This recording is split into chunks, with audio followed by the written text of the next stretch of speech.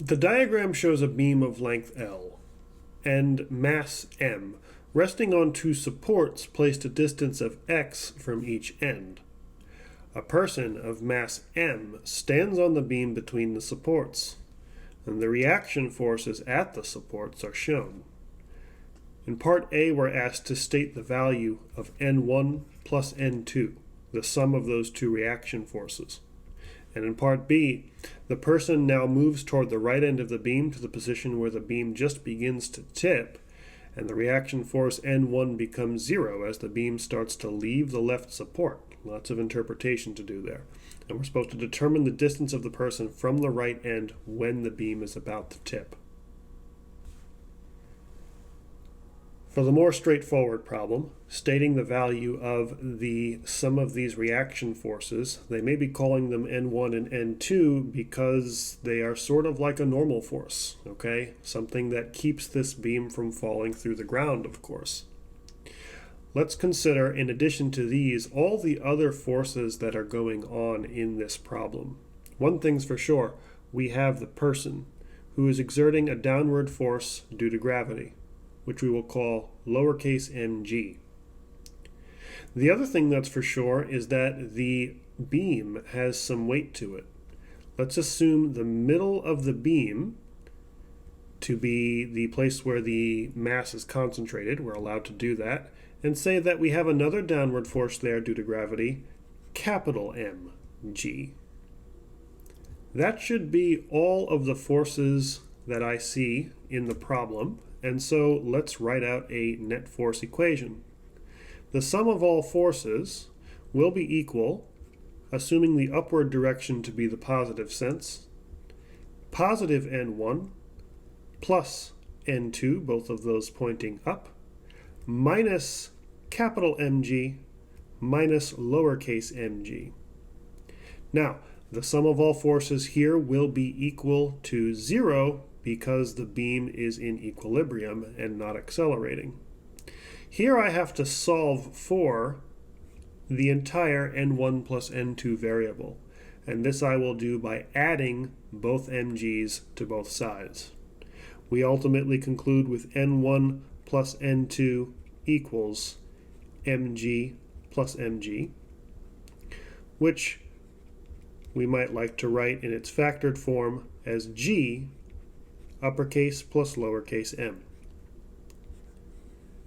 So that certainly wasn't too difficult.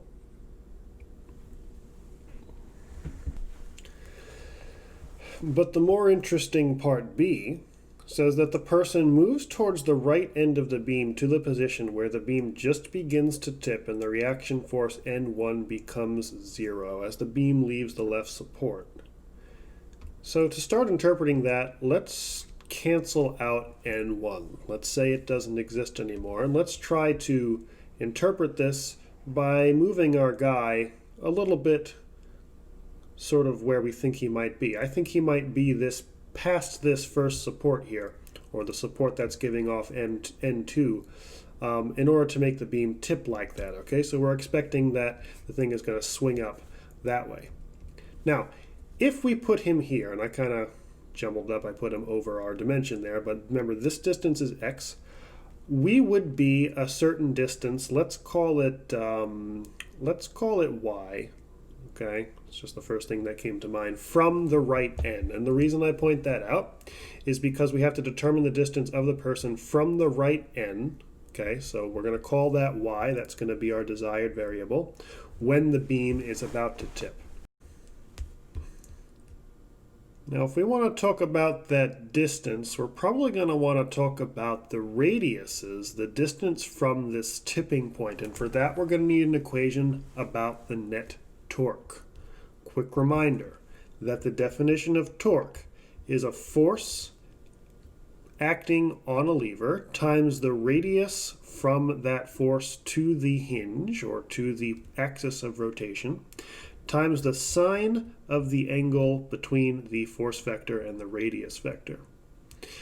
What I mean by that is that we could talk about mg, which is a distance, and this is where it gets tricky, this is the important part of doing the math correctly.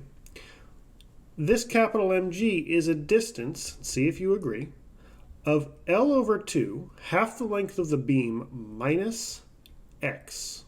See, that's L over 2, and that's x. So the distance between this and this, L over 2 minus x. The angle between that radius vector and the mg vector is 90 degrees. So I could talk about the torque exerted or created by this force as being mg, the force, times the radius, L over 2 minus x, times the sine of 90, which is 1. Now, the way I use that is me talking about the sum of all torques, I should say. We already did forces. The sum of all torques will be equal to mg, L over 2 minus x, sine of 90, which is 1, along with some other things. Now, left to itself, this mg vector would cause us to rotate in that direction if this is your axis of rotation. That is the counterclockwise direction, which is positive by convention, so that part of the net torque goes in as a positive. But the next thing we encounter is the N2. But the N2 is a distance of 0 from the hinge. So we could put FR sine theta plus, N2, 0 sine 90, but why would we do that? Because that has no effect on the rotation, okay? And that's because its radius is 0. But then the next force we encounter is the man supposedly sitting on this side of the support. Left to itself, this mg force would cause us to rotate clockwise, which by convention is in the negative direction. So the next thing to go into my sum of all torques equation is a negative sign, along with lowercase mg for the force. And how about the distance here? What is the distance between the axis of rotation and where the man is sitting? The way I've drawn it, I would say it's x minus y. This is x, the right side of him is y. So the distance from here to here, x minus y. So mg, x minus y, and also sine of 90 because it's acting straight down. We were told that this is just about the point where it begins to tip. So I personally am fine with saying that the sum of all torques at this moment of time is just about 0. Okay, actually, it's about to go negative because we have a sense that it's about to rotate this way overall, but we're going to just set it equal to 0 because we're at that instantaneous point where it hasn't quite tipped yet. That's how they described it. And this is a representative equation, and it has everything we need. Notably, it has the y, the variable we made up that represents the distance of the person from the right end. So it has that in it, whereas everything else is either known, or it's a constant, or we are allowed to use it, x and capital M and stuff. So we have this great equation. We'll note that all the terms, well, let me get rid of this, okay, I don't need that anymore. We'll note that all the terms here, including the 0 if you believe it, has a g. Okay, 0 times g is the same as 0, so I may cancel out all the g's. That's it in terms of the thing I can cancel out. Let's write what we have. M, L over 2 minus x, minus lowercase m, x minus y. We got to get that y by itself.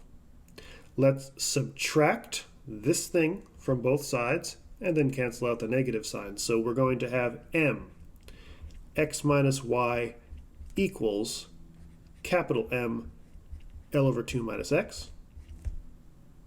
Let's divide both sides by m, giving us x minus y equals uppercase M, L over 2 minus x over lowercase m. And finally, let's subtract x from both sides. And I got that negative y I'm not too fond of, but we'll deal with that in a second. We have m, L over 2 minus x over lowercase m minus x. And now finally, because I'm interested in y and not negative y, I divide both sides by the negative 1 here, which effectively swaps the position of these two things being subtracted. So ultimately y, in terms of all the given variables, turns out to be x minus m. L over 2 minus x over m. And that's a format that I think I'm pretty much okay with. I don't really care to simplify that too much more than it is already.